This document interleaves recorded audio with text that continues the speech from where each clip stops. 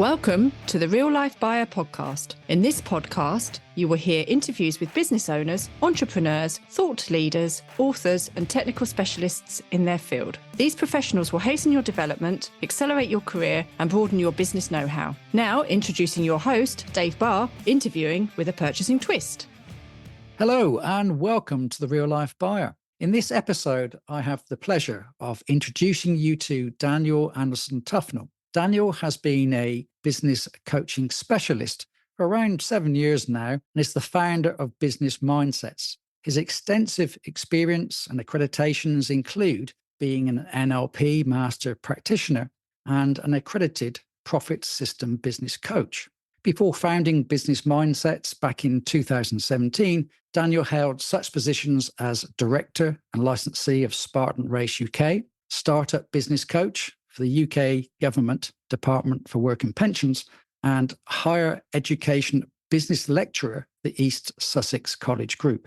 In today's podcast, I'm keen to explore with Daniel the strategies, actions, and tactics that can help SME business owners raise themselves from the trenches of business ownership and deploy their businesses onto a faster path to growth and success. So, without further ado, I'll welcome Daniel onto the podcast. Hi, Daniel. Hi, Dave. So nice of you to have me. Thanks very much. Absolute pleasure. We've had a couple of false starts, should we say, in trying to get this podcast together. And assuming we don't have any scaffolding fun later on, we should be okay for today. Let's hope so. We should be good.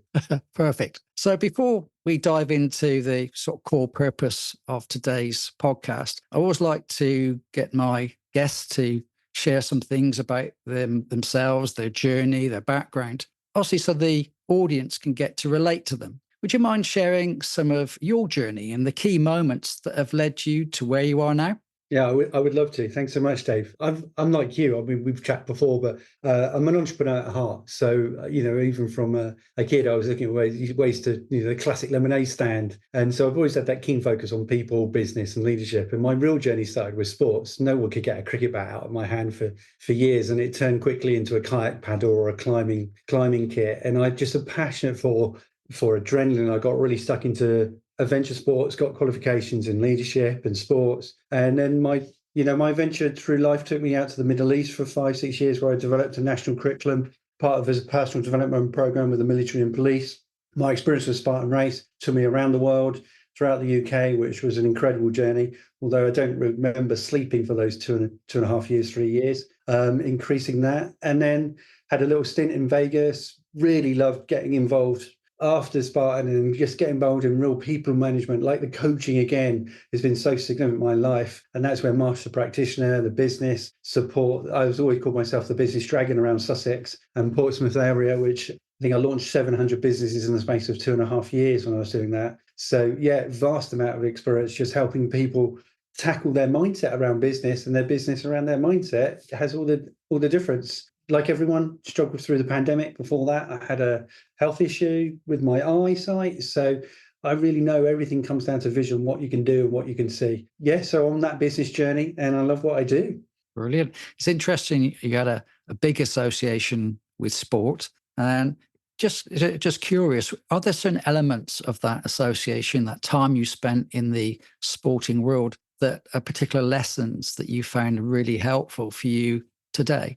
Yeah, I think that's a really deep question now, and I really like that, because I think we can transfer knowledge from different sectors, can't we, and apply it into different areas. And I do that continually with my clients, and I see clients do it with their clients as well. I think with sport, when you're playing a sport, a team sport, the real players, like we're seeing at the Euros right now, they're not looking at the clock of they're not looking at the clock thinking, oh, we've got 45 minutes to go. They're on the pitch doing it. And we're in the business. One thing, like, it gets so lost in actually being in operations, we actually don't get to look at what we're actually doing on the business. Again and again, I see this, and it's actually taken that step back where people in sport can see the overall, like everyone's talking tactics about has Southgate got it right at the moment or not.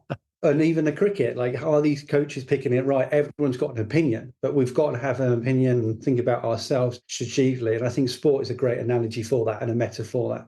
Right, yeah. And that really leads me on to the first question I had prepared for you. And that's talking about common challenges that certainly SME business owners face. And you mentioned about that kind of aerial view that people take in sport. So what do you say is the sort of common challenges that businesses find themselves trapped when they're trying to work on the business rather than in their business? It's a classic word. I actually use it a lot at Spartan because you had the three medals. It's called the trifecta, but there's a trifecta in business, no matter what sector you're in. And even line managers and across the business, there's three things that always in our personalizing business is time, team, and finances or numbers. They're the biggest three recurring issues that are always going on in people's lives or people's businesses. I see you nodding vigorously there. You can relate to that, I'm sure. But the time is like it's our most precious resource. We've all got the same amount of time, 164 hours a week. How we use it and how we make it not that precious resource. We've got to use it effectively.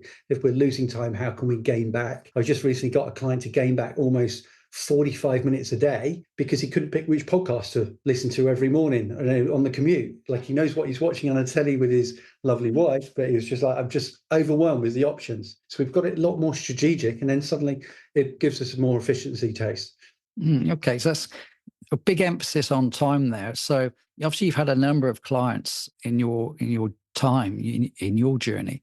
So I'm trying to think of now, what's the hardest way for people to review the way they plan their day and take out the things that are really not essential.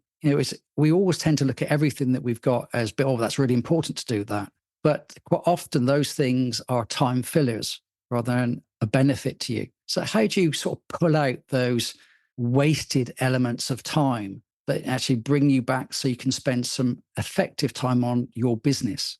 Yeah, so much we can do with this. And obviously I talk a lot about this. Is that number one, I call it the 5 pillars of life. We've got putting your pillars first and then the business really pays, the ripple effect becomes bigger. So the pillars of life, fitness, health, diet, love, relationships, and then finances, put them first, whether it's 1 minute a day or 5 to 10 minutes a day, allocating time into, spirituality, meditation, the different areas, then slot in the working responsibilities. I'm sure a lot of people can relate back at school when we're doing our GCSEs, or we had a set timetable. We had 13 subjects back at school. We've got 13 subjects, 13 departments in any business in the world, really. But comes down to whether it's business development or English, maths or finances. So it's allocating specific amount of time per week or per month in a percentage way of how much time do I need to put in to that part of the business that's going to give me a return. So is it 25% of my team needs to go into marketing every week, or is it 10%? And obviously that compounds if you've got a team around you, or if you're just, a one-man band working on yourself. You've got to be really careful with where your time goes. Number one, you've got to get your results. So tracking your time and where you spend it, you can learn out where you're losing it as well. Okay. That sort of makes you think about key indicators now. Some people get obviously overwhelmed with the day-to-day, but what is an indicator of that being overwhelmed? Is it people refer to stress regularly? How do they know they are getting stuck in the operational trenches? Sometimes we don't realize we've got into a trench and we're not getting out of it, but they don't realize that they're actually there. So how do they get out of those trenches and start focusing on the initiatives and actions they need to get them out of that situation and become more proactive? Wow, overwhelm is a key word. So I call it the five levels of O in business. So I told you this? I don't think I have. We've got these 5 levels of O's. So let's start we've got overwhelm in business, then we can be overworked, we can get organized, then we get organized, then we become an overseer, and then we become true ownership. But many, I'm sure, business owners, leaders can all relate to all of those 5 at different times of their journey. All businesses, no matter what the size, if they're, £5 million turnover, £30 million turnover, £100,000 turnover, they're all going to experience one of these O's at different times of the year or month. If we're really feeling overwhelmed or overworked, we've got to get really clear of that. Constant firefighting always feels like a downward strategy.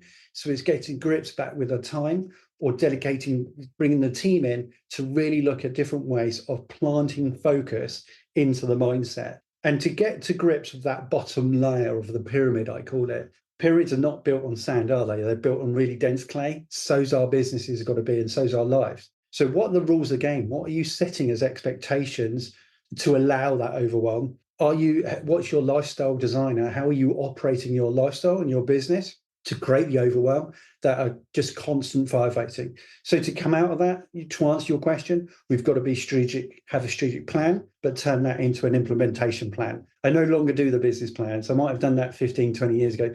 Everyone just never uses them. It's all about what actions can I take day to day, week by week, month by month.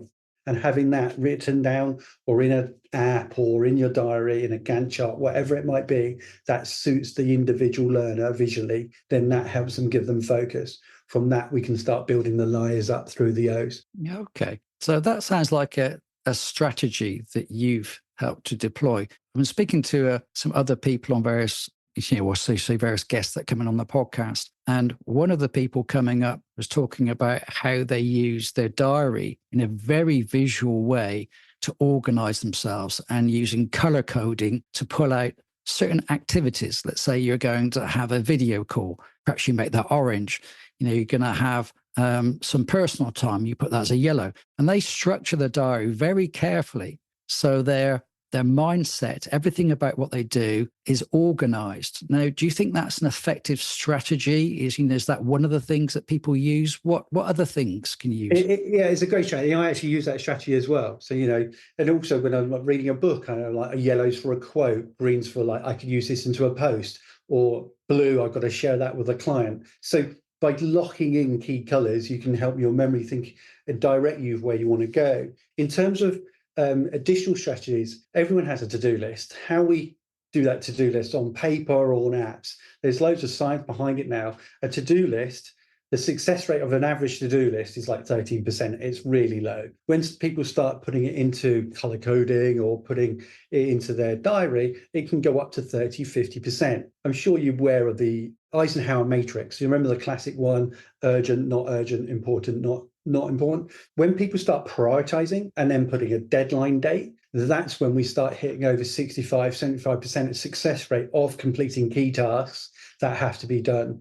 I'm going to chuck in there as well, in that our own internal language, our linguistics to ourselves, there's a big difference of saying, I will try to do it, rather than saying, Dave, I will do it. If Dave says, I will do it, I bet it's 100% success rate. If Dave says, try or maybe, then you're already telling your brain, well, I'm not really that committed. So I work a lot around helping people understand that internal dialogue, even to our teams. Can you try to do this? Or will you do this? Give it your best attempt. It's very subtle on the unconscious, but suddenly over a period of time, people start coming to me after 6 months. They never use the word try in front of me again, because we've ingrained them not to think and try. We've ingrained and think of them do.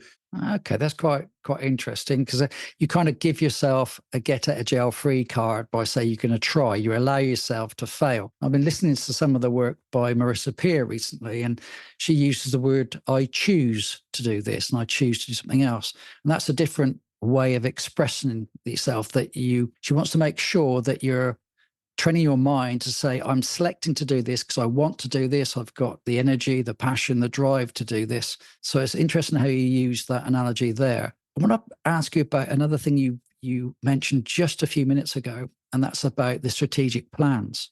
Now, common in business is to have a plan, possibly 3 to 5 years, especially if you're going out trying to get some money. People expect to see a plan. And if you look at, let's say, the Japanese culture, that's a tendency to go even further out. What's your thoughts on those kind of plans? Do you think they're really effective when they go 3 and 5 years out from where you are now? Or do you think I think you're inferring, should be closer to the day-to-day, perhaps the 1 year or 2 year plans? What's your thoughts on that? I use them all, I think, for different reasons as well. When you're looking out, like 90-day plan, if it's like 90-day plan is crucial. You've got to know what you're doing in the next 90 days. But like I just said, it's week to week, month by month, quarter to quarter, add up to years very quickly. By knowing where you're going, we know what we've got to get to. So then we can reverse engineer it. If we're both on an adventure to Edinburgh right now, would we use a sat nav? Yes, we probably would, because we just like, it's easy. But if we don't know where we're going, we haven't got a sat nav, we don't know what roads, we don't know what the conditions in. So the same applies for the business. If we don't know what we're going, we don't know the best way to get there.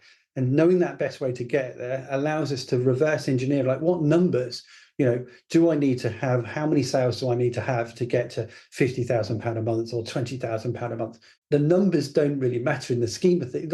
They do matter, but it gives us a guideline to set the plan out to then restructure like your data or your actions every day are creating the ripple effect to get to those going along. Current client of mine is 2.5 years in the journey working with me, and we're going through this journey. Do we go off in different ways, in different places? Of course we do. But it's much easier to take a side road and say, actually, we're just going to go to Dundee rather than Edinburgh, because that's more important now with what's going on with whether the trends in the industry or trends in the country or trends in the business or what he's changed his mind to do. Yeah.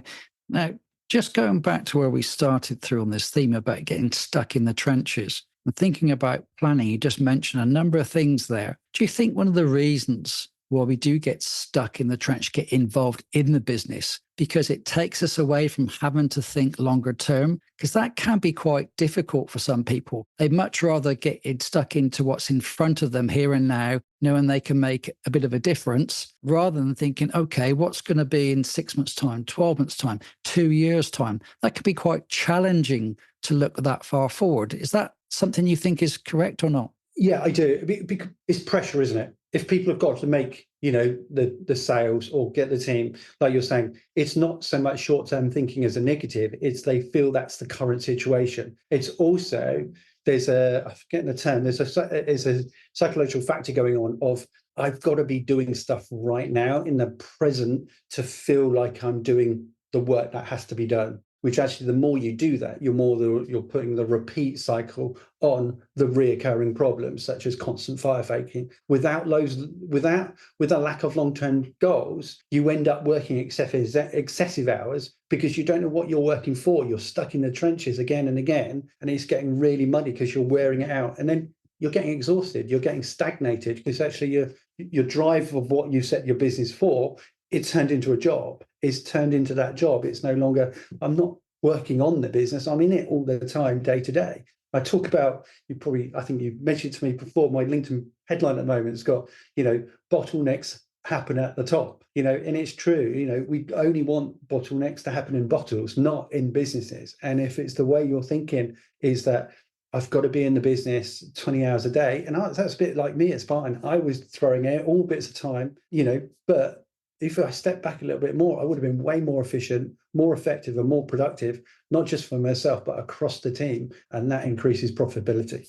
Now, you mentioned the term there, firefighting. Now, I've worked with a number of different people over many years, and some particular people stand out to me as absolutely loving the firefighting. They love to solve problems here and now. It gave them those adrenaline rushes, the satisfaction of people around them saying, oh, well done, Barry, for doing such a great job, or whatever the case may be. Do you think because people get those little rushes on achieving things quickly, frequently, often throughout the day by firefighting, in words, being in the trench, they don't get that same satisfaction from thinking longer term? Where are they getting their next hit from, the next high from, when they're thinking strategically? Do you think it's important to try and find a way of giving you some excitement from longer term thinking as opposed to short term, quick highs? Yeah, you used the try word there twice in that. So firefighting doesn't stop. If you're in overwork, you still get the fires to put out as owner, as you well know. So it's thinking it, considering, I'm actually going to draw the conversation. Let's go really up. People are firefighting because it could be some fear-based thinking of like, I haven't done this, X, Y, or Z.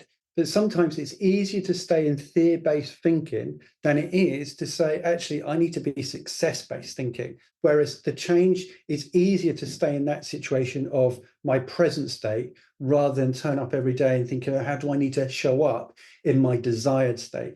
And the firefighting feels easier in that state rather than in the how I like to be in 3 years' time or 1 year time. And believe me, how sustainable is it to be firefighting every day for the next 5 years? That's going to be exhausting. And we're back to the 5 pillars of health then, aren't we? The health, the fitness. If we're firefighting every day, what are you carrying around on your own shoulders invisibly? What are you not telling your spouse? What are you telling your spouse? It's going to be grinding, isn't it?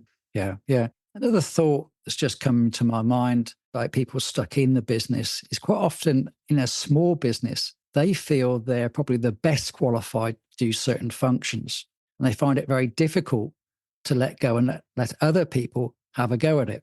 So coming back again to those people with a small business, again, do they get the positive impact of doing it themselves, that little high, as opposed to, this is another symptom again, of allowing other people to try and fail and perfect the way they could do it, perhaps sometimes even better than the original person, the owner. So just to confirm, you're saying, do they get more from doing it themselves? Yeah, because I think that's familiar territory. They felt they perfected the art. Let's say they owned a coffee shop and they can make the best coffee with the most fancy thing on the top, and they're highly skilled at that. That's like a comfort zone. Yeah. So if they're in the midst of things, they jump onto that, they get a higher positive, the customer's saying, oh, that's a fantastic coffee. I love the way you've done the top layer. And they avoid passing that kind of thing on, that opportunity for the staff sometimes to learn from their experiences. Do you think that's why they get stuck in? Yeah.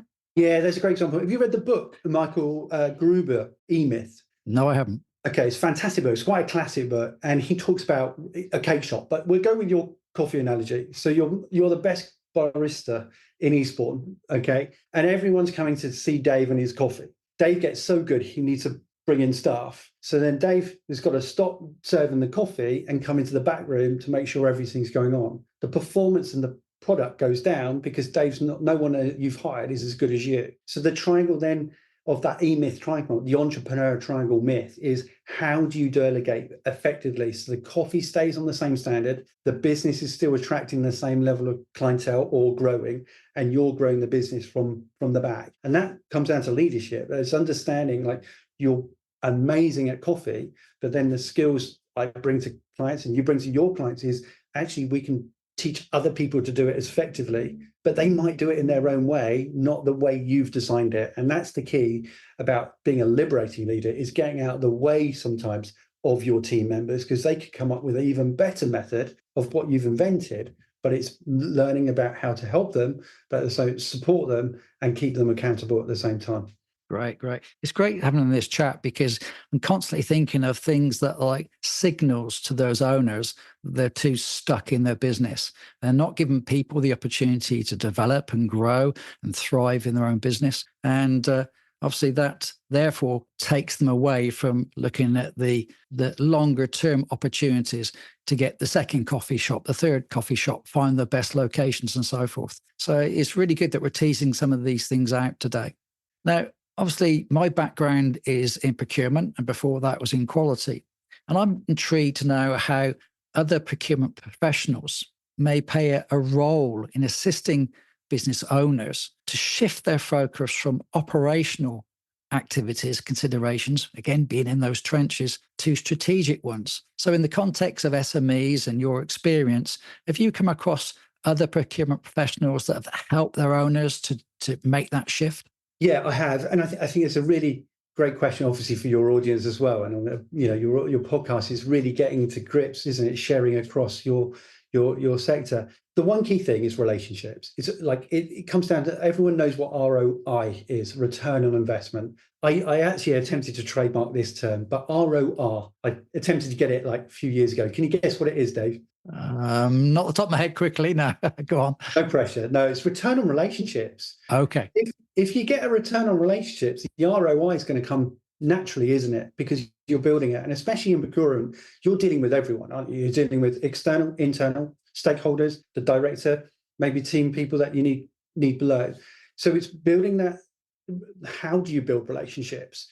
Much easier at school. Will you be my friend? In business, we've got to do that in a little bit more strategic way. How can I give value? So the value elements, I think, around your industry in particular, I kind of got a little list to share that I think is, how can you help them and give value around strategic sourcing, cost efficiency? Everyone loves saving. So how can you do that? What is coming up, what's working for others, that you can say, oh, I saw this in X business. Have you thought about it? Here, read some more about it. Then that leads into process optimization, doesn't it? Again, across industries, and especially in procurement, is automation. How knowledgeable are they looking at the different elements of automation, integrating AI? AI is here to stay. Either fight it or resist it, is a negative. You've got to make it your best friend. At least understand it so you know what potentially you can or can't do. The obvious big one is, if you're working closely across the procurement industry, is if you see risks across your industry, share that with your network, whether you're doing it in a LinkedIn newsletter, a private email, or to someone, higher up in your own organization. It's being that point of interest of like, hey, I've seen this, I'm going to share this with you, but be consistent with it, not just once in a blue moon. You're just showing up consistently by saying, I'm a thought leader in this space, not I'm just a leader, or I have thoughts and never share it. It's actually I'm demonstrating all the elements of being a thought leader. So you know your market trends, you've got the core business focus at the heart of everything you do, and you're sharing that across the board. Does that hit what you're looking for there, Dave? Yeah, I think so. And you mentioned a great word that I love talking about is relationships. And when I tend to see businesses stuck in the trenches, actually they're focused on a task quite often more than a relationship. If they're not meeting people, developing their relationships with external parties and sometimes internal parties, then their network, as you mentioned earlier on, isn't growing either. And is that another signal that they're too stuck in their business because they're not getting to meet new people? They're not hearing new ideas, new thoughts, new concepts, new challenges, and solutions to what other business owners are facing at the moment. Absolutely. I think, meeting people changes perspectives.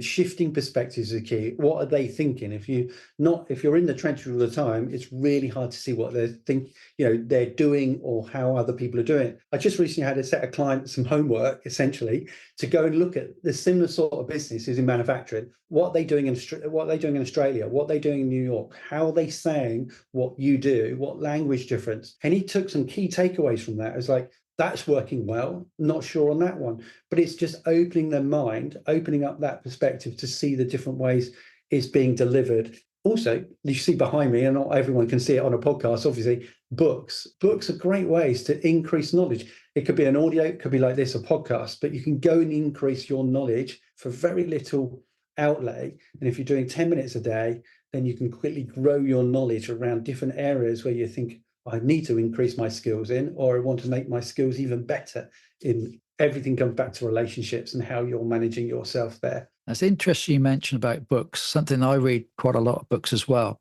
Now, I know a number of people who openly read numbers of books, but struggle to retain key nuggets of information there. The fact that you read so many and you're clearly absorbing key pieces of information, are there certain techniques, there's certain strategies, the way you read books, you take notes? What sort of things do you do to retain that valuable information? Oh, I love that question. I could talk about that all week. People see on my profile, I'm splendidly dyslexic. I struggled through school. I've gone and got 2 degrees. I really love learning. When it comes down to soaking in information, I can do it in different ways. I love listening. It's a really good book though, Dave, if I've got the book and the audio book, because I've got my thing going on it because I'm allocating time for that learning. So I do obviously keep notes. The other thing I do is take notes. If it's an audiobook, for example, I keep a clip. I save the bookmark and then come back to it and re-listen to it, or come back to it. And again, I mentioned it before, I've got a color coding. So I don't mind marking up my own books. I've got my highlighters, and I see people frowning on the train when they see me in a book. But I see it as a textbook though, because if we're buying a book or a book from a library, how we can get a return from a book from a very low investment of £10. I've given a book that less than that, and people have gone and made thousands of pounds because there's so much valuable knowledge in there. So again, it's having a color code system, maybe of like yellow, right, I'm going to turn that into a post. Blue, that's a deeper newsletter. I'm going to send that to a client. So I listen also, because time's so important to me, I listen to my books on 1.5 or 1.2 speed. I don't know if you do that as well. Yeah, I do occasionally, yeah. Yeah, but it's great. And some people find that a real struggle. But the top tip of that, if you want to listen a book quicker, put it up to 2. It's really hard to hear a book at 2, but it's much easier then to drop it down to 1.3 or 1.2, and you hear the book faster. If you drop it down to 1, it feels like slow motion. So if a little hack, put the book up to 2.5, you won't understand anything, but then drop it back down for 1.3, and you're already gaining a little bit more efficiency listening to your stuff. Okay. I quite often listen to people like Jim Quick, the mind guy, and trying to learn what techniques he uses to absorb information. And he does, if I remember rightly, I think one of his things is to whiz through a book at extremely high level and just get the flavor of it almost before you come back and start to, go through it again. Is that something that you've ever done to pick out highlights? Yeah, not quite like that. I skim read a lot of books and then can go back. So again, it depends on the book if we're reading a fiction or non-fiction. Let's say it's a business book in non-fiction. One technique I did learn from a speed reading course I did about 10 years ago, I haven't thought about this for ages, is imagine a book. It's got 4 columns. Just read column 1 and column 4. It sounds bizarre. And then you read the 2, so you're not reading it line by line, you're reading going down. It's like a skim reading technique. And so it's like when you see that text where it's kind of like dyslexic language, it's getting the brain will recognize what the author's trying to say or saying. So you can actually, your brain will compute of like, oh, they're saying this. Again, it's a way of tricking the brain by reading a column going down of just like, the first inch or 2 of a book. You get the flavor, you get the kind of substance of the book. And then when you go and reread it again, like the whole thing, the memory is lasting because you've tricked the brain of like having to think a little bit harder, and your memory recall will be longer. That's good. Thanks for the tip there. One other one is if it's a really, I did like you, read a lot, listen to a lot. I think during the pandemic, it was 52 books for the year, if not more. I just crammed it. I had to go back to some of those books that are so good because it was just too fast a volume. So everyone talks about, the famous. I actually did a book list on my LinkedIn a few days ago, but there's a great book kind of like Essentialism or Atomic Habits. Everyone talks about and references. Whatever the book is, if it's a really good for a book looking for what you need to do right now, whether it be sales, listen to it 4 times in a row, because on the 4th listen through or the 4th read, it will be ingrained, and that will become part of your daily actions. An average book is around about 6 hours to read. 6 hours, people think, oh, it's so long to read a book, but break that down into 20 minutes and suddenly you can have a whole, average side book done, completed in 6 hours. So there's lots of different ways. Great question. I love that. I can talk about books all day. Well, did you hear the grinder? The scaffolders have just turned up. Oh, excellent. Oh, well, hopefully they won't disturb us too much. No, they're not going. Perfect. But I think some of these tips, though, are very useful for people, those people who are absorbed in the day-to-day, to know that actually they could take short sound bites, shall we say, from their day, half an hour, that could give them the kind of information and knowledge that could set them on a new path. I think it's important people are aware of those kind of techniques, those things that could break them out of the trench. So that's why I picked onto that one.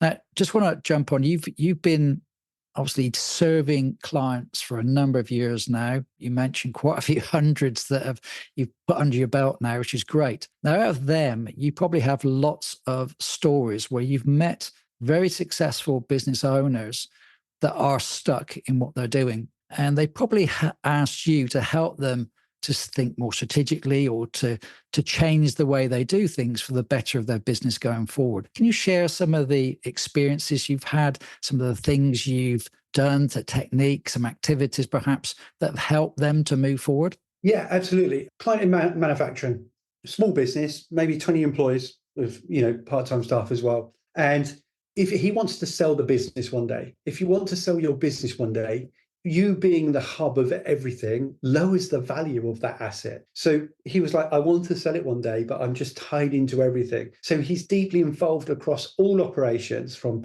production, quality control, sales, marketing. Like you were saying, no delegation. He wants to do it all because he's so proud of his baby, rightly so. He loves his business. And suddenly he sees the end result of actually it's almost depreciating the value now. So as a result, over the last few years, 3 years, we've been working together. It's been removing him and creating different SOPs, standard operating procedures, for other people to step in and follow those procedures. Systems run this business, people run systems. So if, you'll come across this, I'm sure we spoke about this as well, brain drain. If a person's directly involved in the business and they leave, it's huge brain drain to the business. So it's having the systems run the business and people run the systems. So training your people on how you want your systems to run is key. So we've been doing that very effectively. The big trifecta we've talked about, the time, team, and money, generally it goes in a slightly different order. It's normally time, then money, and then team. It could take 1 year to go over one of those really fully across the business,